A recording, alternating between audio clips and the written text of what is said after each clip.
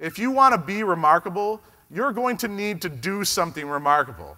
This is where I get all Tony Robbins, Billy Mays on you, right? Okay. Great Billy Mays story. I know we don't have time. I met Billy Mays about a year and a half ago at a show, and he said, Jim, I said, well, give me your best tip, Billy. He said, never show effort. Let me show you. And he grabs a ShamWow or whatever, Zorbies or whatever it was, and he goes, watch this. And this was off camera, and we were just kind of in a room, and he gets it wet, and he holds it up, and he goes, watch my face. I'm like, all right. And he squeezes it out, and he goes, did you see 1 ounce of effort in my face when I squeezed that out? And I said, absolutely not. He goes, never show effort. Never show how hard it is, especially when you're selling a product. When you're selling a product or service, we kind of already talked about that. But think about how brilliant that is. The other thing he was great at was the whole, pulling a customer in. As affiliates, that's kind of how we're doing it already, isn't it? We big banner ads and click buttons, and we're pulling people in. It's the same principles that master marketers and salespeople have doing forever. And we can always be better at it. Billy Mays was remarkable because he went out there and did something remarkable. He had a great brand. He got people to pay attention to him. But too often, people start to think that, I can't do that. I'll give you a story, a personal story. It was about 8 years ago, 7, 8 years ago, and I was in kind of a funk. This was before my panic attacks. And I sat back and I was like, why is everyone else successful? Because I'm blogging, I'm awesome, I'm blogging, and I'm doing, maybe this was around the time YouTube started, I'm doing videos. I'm awesome.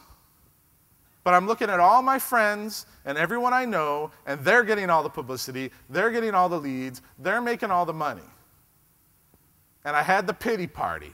I sat there and had the pity party for a year. Then something different happened. I started to hang around with successful people more often, and I started to actually watch how they do things and how hard they work and how successful they are because of the work that they do. Remarkable people are remarkable because they go out there and do something remarkable. They take the ideas that they have and they make it happen. Start hanging around with successful people. Every single person you see wearing a cape here today, this is how I get back at you. I want you to walk up to them right now after this and say, can you mentor me and tell me what I need to do to be successful? Because everyone sitting right here has done it. And they know how to do it. They're all remarkable people because they've hung out with other remarkable people and seen it happen. And they've put the work ethic in. It doesn't happen overnight. Nobody just falls into success. They don't just wake up one day and get $1 million and 1 million people visiting their website and watching their videos. If you're a blogger right now, stop with the, I'm writing blog entries and I want to be rich. It doesn't happen that way for a lot of people.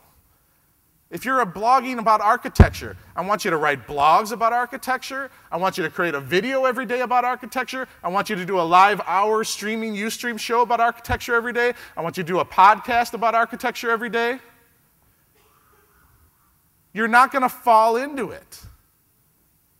It's a lot of effort. The good news is that the work that you can do is pretty easy to do now with all the tools that are available to us, and most of them are free. Remarkable people do. Remarkable people are successful because they go out there and take it a step further. And once you decide to take it a step further is the day that you can start sitting over here and be in a group of people who actually have gone out there and done it and be successful.